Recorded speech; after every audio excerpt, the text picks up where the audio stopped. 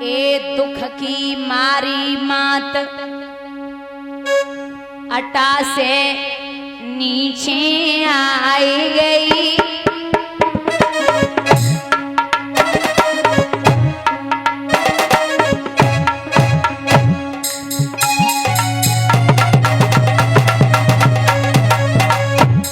जन्मो नए राज कुमार के दुखिया रोए रही दुखिया रे।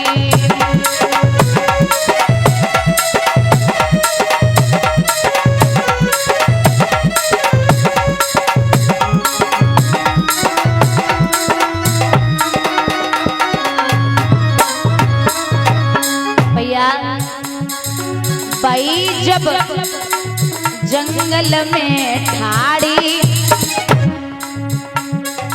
भाई जब जंगल में ठाड़ी, विधिगत अपरंपार उलझी कांटिन में साड़ी।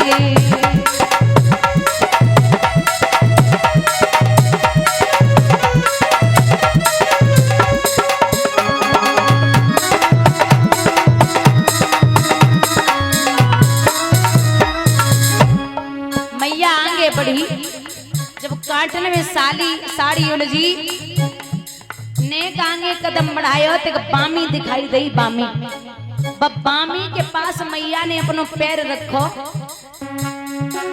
मात जब बामी पे ठहरी, पैरन की वही आवाज निकल के आई ओ जेरी।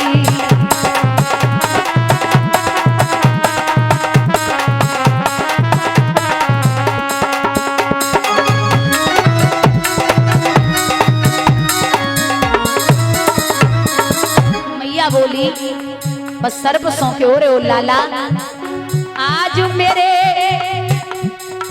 संकट को बांटो। लाला मुझे दुख सो नहीं जात, सर्प ने उंगली में काटो।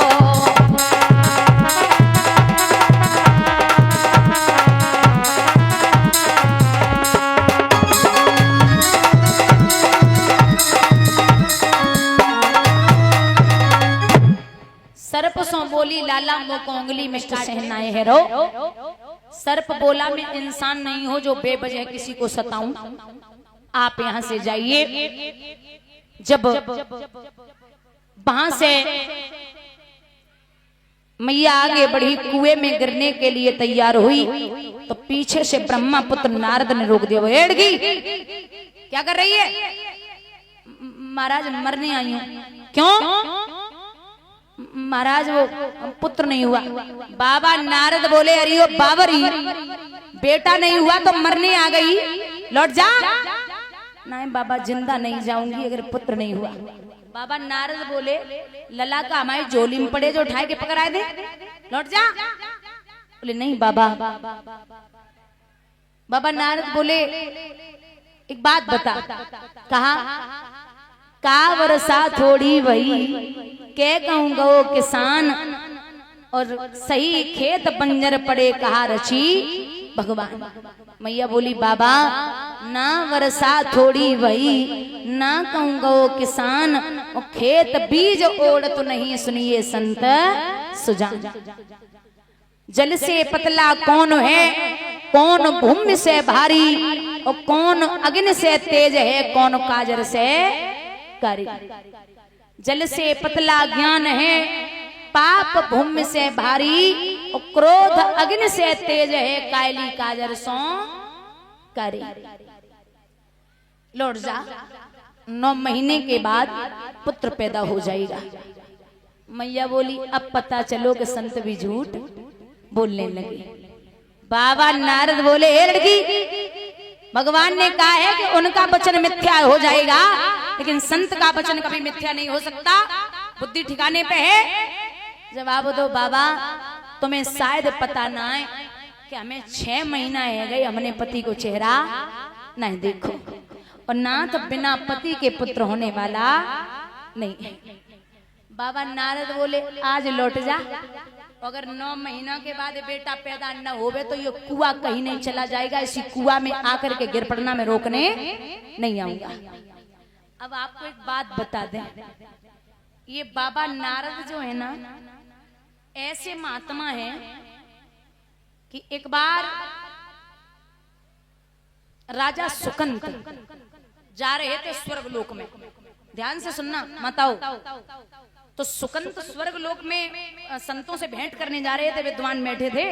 तो जवाब दिया सबके चरण बंदन करेंगे, आशीर्वाद लेंगे। राजा सुकंत जा रहे थे, अचानक रास्ते में बाबा नारद मिल गए। बोले सुकंत जी कहाँ जा रहे? महाराज संतों के दर्शन करने जा रहा हूँ, वहां आशीर्वाद लेके आऊंगा। अच्छा इधर आओ जी, जा रहे हो? अरे जा ही रहा हूं। तो बोले सबको प्रणाम करोगे? बोले हाँ सबको ही करेंगे, किसको छोड़ेंगे थोड़ी। जवाब दो तो एक हमारा निवेदन है कि तुम सबको प्रणाम करना, लेकिन विश्वामित्र जी को छोड़ देना। बोले क्यों?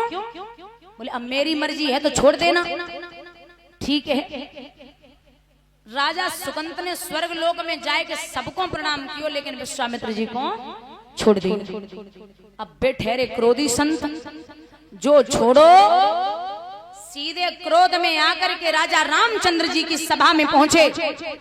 वहां मिले नहीं तो महलों में पहुंचे। सुबह ही सुबह लक्ष्मण जी पहरे पे खड़े थे। बोले राम कहाँ है? गुरुदेव प्रणाम करता हूँ। आपका आना कैसे हुआ, आप हमें बता देते। बोले ये बताओ राम कहाँ है? बोले भैया अभी सो रहे हैं। विश्वामित्र बोले जब राजा सोता है तो प्रजा का यही हाल होता है, उठाओ ने।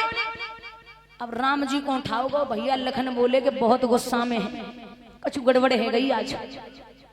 जवाब दो, लेके आओ। राम जी बेचारे नेत्र खोल रहे बंद कर रहे, खोल रहे बंद कर रहे। जी गुरुजी चरण बंदन। क्या हो गया गुरुजी? बोले राम तुम्हारे होते हुए तुम्हारे गुरुदेव के चरणों को नहीं छुआ गया, बताइए अब क्या करना चाहिए? राम जी ने जवाब दिया कि गुरुदेव जिसने भी आपके चरणों को नहीं छुआ या जो शीश आपके चरणों में नहीं झुका, मैं आपकी सौगंध खाता हूं कि उस शीश को आपके चरणों में काट के रख दूंगा। अब जो जब बात सुनी, जो खबर सुकंत को पता चली कि राम जी मारवे को प्लान कर रहे, अब हम मारे जाएंगे। अब बाबा नारद को ढूंढ रहे कि उन्होंने ही मना किया था कि पैर मत छूना। अब पहले तो बिना ढूंढे मिल गए, अब ढूंढे तो नहीं मिल रहे। अब चारों तरफ ढूंढत घूम रहे कि कहाँ है भैया, कहाँ है। सुकंद रो रहा है बैठा बैठा कि नाथ हमारे प्राण की कोई रक्षा करे। सुकौत की महात्मा आए गए। बोले का आएगो? बोले महाराज आपने ही मना किया था पैर मत छूना, सो हमने ना छुए, अब हमारी मौत है। मौत है जी। बाबा नारद बोले मर जा। अरे बोले कैसी बातें कर रहे हो महाराज?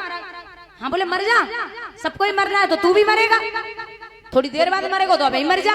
नहीं महाराज ऐसी बातें मत करो। कौन मारेगा?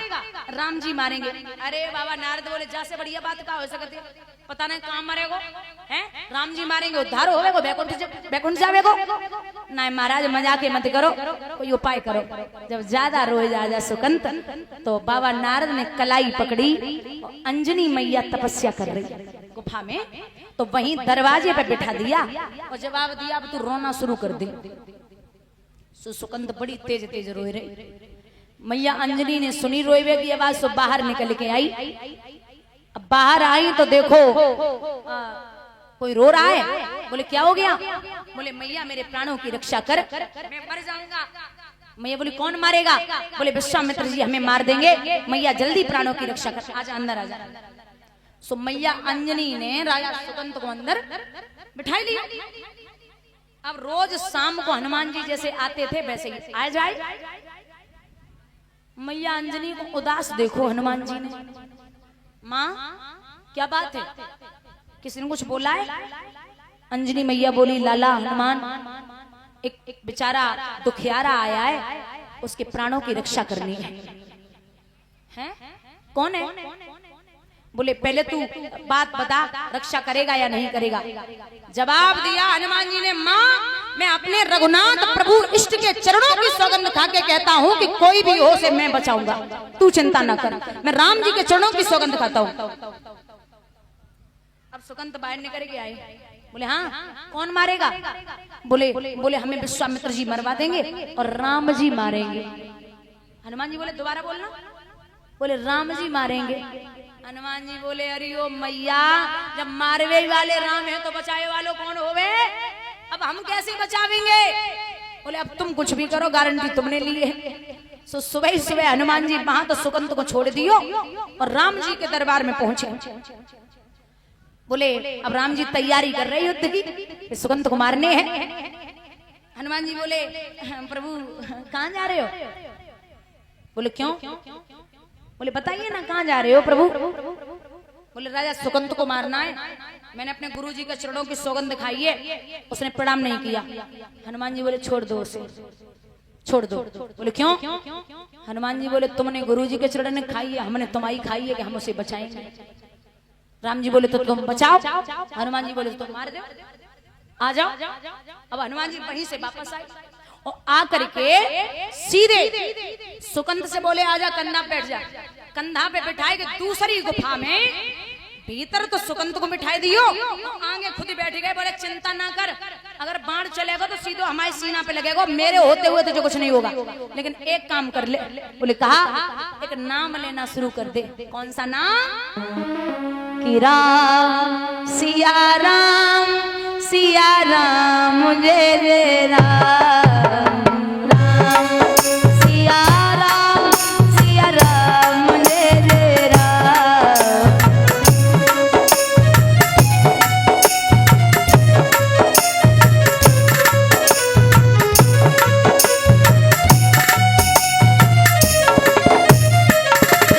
ये भैया बोलो, हाथ उठा के बोलिए दोनों,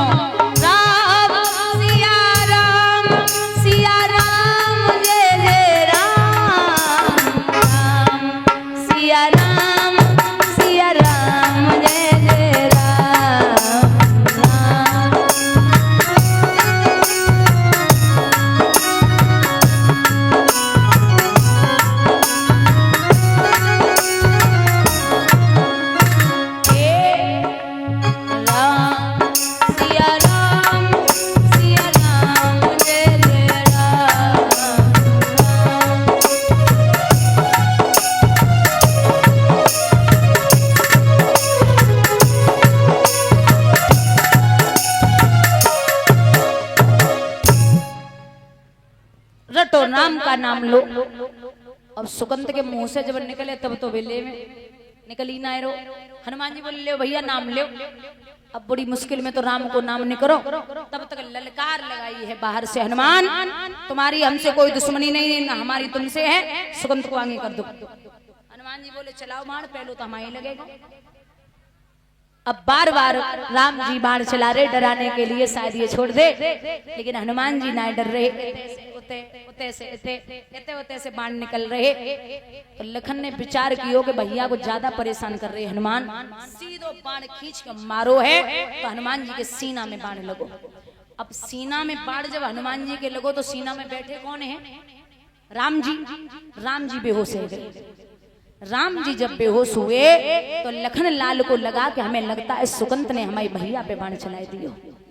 जाए के पहुंचे, राम जी की जैसे तैसे मूर्छा जागी कि क्रोध मत करना लखन, मैं ठीक हूँ, आपने बाण हनुमान पे चलाया इसलिए मैं बेहोश हो गया। जाए के रघुनाथ जी ने जब देखो है हनुमान जी को तो पूरा शरीर खून से रक्त से लथपथ है, हनुमान जी बेहोश पड़े। महाराज जब बाण को निकालो गयो और कहा करो नाथ ने कि श्रोणित सत्य शरीर सनो दृग अम्बु दया निधि के भर आयो, पीर गई जन के तन की करुणा निधि ने जब कंठ लगायो। जैसी नाथ गले से लगाए रहे तो अब भगवान के नेत्र बंद हैं, सुकंत को हाथ पकड़ के हनुमान जी ने राम जी के सामने बिठाई दियो।